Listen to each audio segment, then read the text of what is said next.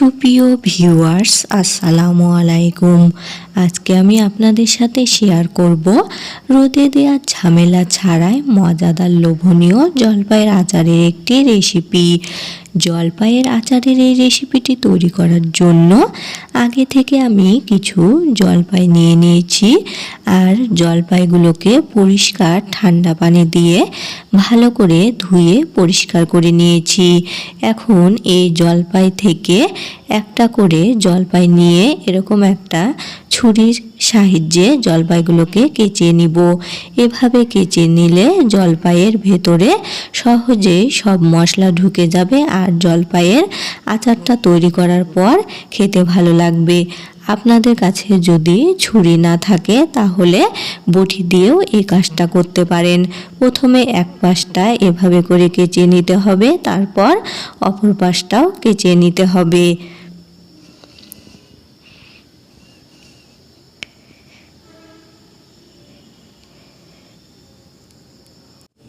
আমি এভাবে করে একে একে সবগুলো জলপাই কেচে নিয়েছি। এখন এই জলপাইয়ের মধ্যে কিছুটা পানি দিয়ে কিছুক্ষণ জলপাইগুলো ভিজিয়ে রাখবো, তাতে জলপাই থেকে জলপাইয়ের কষটা বের হয়ে যাবে।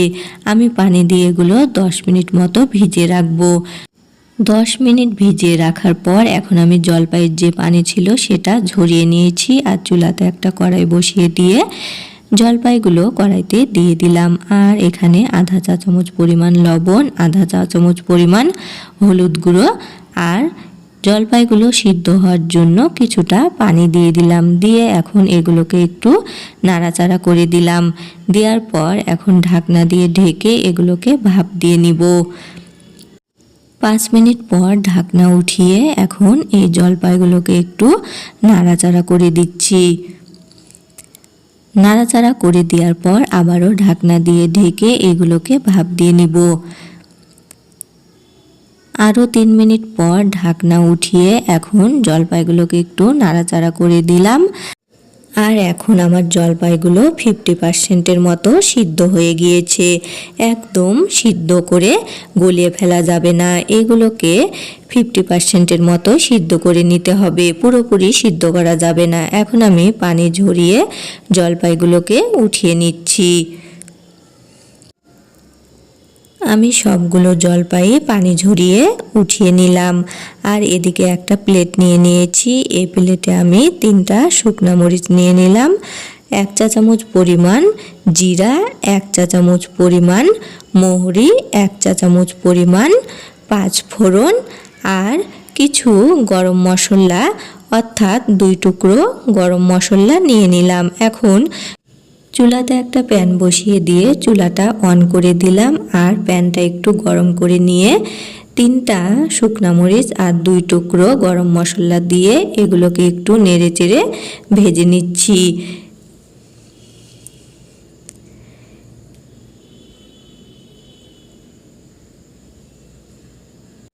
শুকনা মরিচ আর গরম মশলা কিছুক্ষণ ভাজার পর এখন মৌরি, জিরা আর 5 ফোড়নগুলো দিয়ে দিলাম। দিয়ে এখন সমস্ত উপকরণ নেড়েচেড়ে ভেজে নিচ্ছি। আগে কাঁচামরিচগুলো আর গরম মশলাগুলো কিছুক্ষণ ভেজে নিলাম, কারণ ওগুলো ভাজতে দেরি হয়।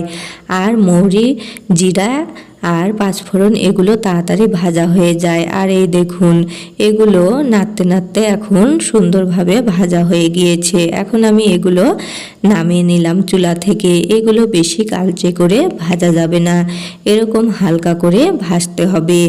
এখন আমি একটা শিলপাটা নিয়ে নিলাম আর শিলপাটাটা ভালো করে ধুয়ে পরিষ্কার করে নিয়েছি। তারপরে একটা শুকনা ন্যাকড়া দিয়ে শিলপাটাটা মুছে শিলপাটাটাকে শুকিয়ে নিয়েছি। এখন ভেজে রাখা শুকনা মরিচগুলো দিয়ে শিলপাটাতে এগুলোকে বেটে গুঁড়া করে নিচ্ছি। আমি এক হাত দিয়ে মোবাইলটা ধরেছি আর ভিডিও করছি আর এক হাত দিয়ে বাটছি, তাই একটু সমস্যা হচ্ছে। আর এই দেখুন মরিচগুলো আমার বেটে গুঁড়া করা হয়ে গিয়েছে। এখন বাকি উপকরণগুলো আমি বেটে গুঁড়া করে নিচ্ছি। এই কাজটা আপনারা চাইলে ব্লেন্ডারেও করতে পারেন, কিন্তু আমার কাছে মনে হয় শিলপাটায় বেটে যে কোনো মশলাই বলুন না কেন, তরকারির জন্যই হোক আর আচারের জন্যই হোক, শিলপাটায় বাটার মশলার একটা স্বাদই অন্যরকম। এখন আমার এই মশলাগুলো বাটা হয়ে গিয়েছে, এখন আমি প্লেটে উঠিয়ে নিচ্ছি। আমি শুকনো মরিচ বাটাগুলো আলাদা করে উঠিয়ে নিয়েছি আর এই বাকি মশলাগুলো আলাদা করে উঠিয়ে নিয়েছি।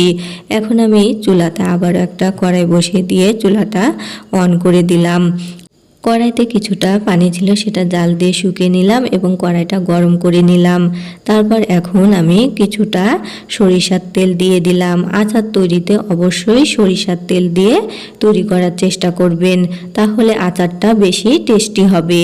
তেলটা দেওয়ার পর তেলটা আমি কিছুক্ষণ গরম করে নিয়েছি। এখন আমি কিছু রসুন দিয়ে দিলাম। আমি রসুনগুলো গোটা গোটা করেই দিলাম। রসুনের কয়াগুলোকে আমি খোসা ছাড়িয়ে নিয়েছি, তারপরে এগুলোকে তেলের মধ্যে দিয়ে দিলাম। এখন আমি একটা তেজপাতা মাঝখান দিয়ে কেটে 2 ভাগ করে নিয়েছি, সেটাও দিয়ে দিলাম। দেওয়ার পর এগুলোকে নেড়েচেড়ে ভেজে নিচ্ছি।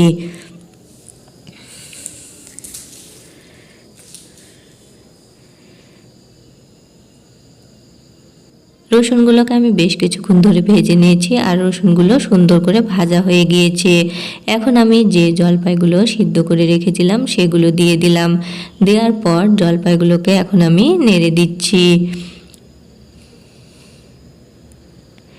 এগুলো কিছুক্ষণ নাড়ার পর এখন আধা চা চামচ পরিমাণ হলুদ গুঁড়ো আর স্বাদ অনুসারে লবণ দিয়ে দিলাম। দিয়ে আবারও এগুলোকে নাড়াচাড়া করে নিচ্ছি।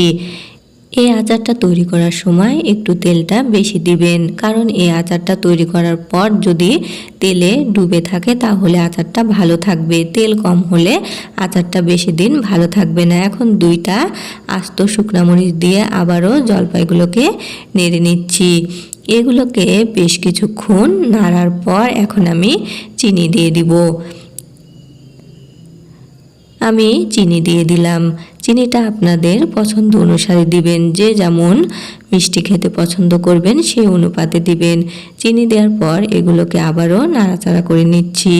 আর চিনি দেওয়ার পর জলপাই থেকে আরও কিছুটা পানি ছেড়ে দিবে। আর এই দেখুন আস্তে আস্তে পানিটা ছেড়ে দিচ্ছে। এই পর্যায়ে কোনো প্রকারে নাড়া বন্ধ করা যাবে না, না হলে তলে পুড়ে লেগে যাবে।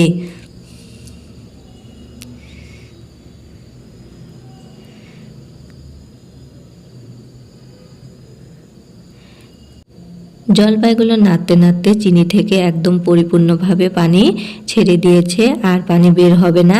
আর তেল যেটুকু দিয়েছি সেটুকু এখন বের হয়েছে। আর এই দেখুন তেলটাও ছেড়ে দিয়েছে। এখন আমি যে মশলাগুলো তৈরি করে রেখেছিলাম সেগুলো সবগুলো দিয়ে দিলাম। দেওয়ার পর এগুলোকে আবারও নেড়েচেড়ে জলপাইয়ের আচারটা তৈরি করে নিচ্ছি। আর বেশিক্ষণ নাড়া লাগবে না। এই দেখুন জলপাইয়ের কালারটাও চেঞ্জ হয়ে গিয়েছে আর জলপাইয়ের আচারটাও তৈরি হয়ে গিয়েছে।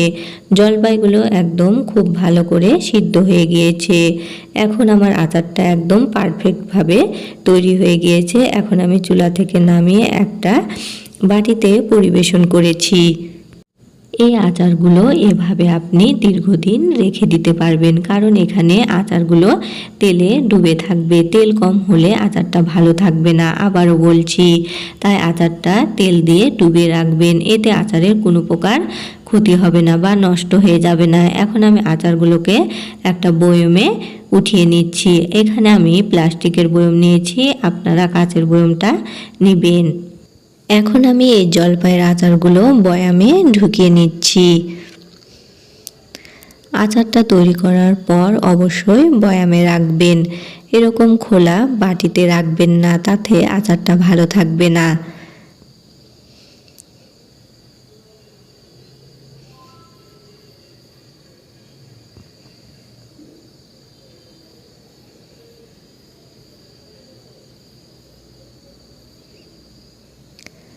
আর এই তো আমি আচারগুলো বয়ামে ঢুকিয়ে নিয়েছি আর আচারগুলো একদম তেলে ডুবে আছে। এখন আমি বয়ামের মুখটা বন্ধ করে দিলাম।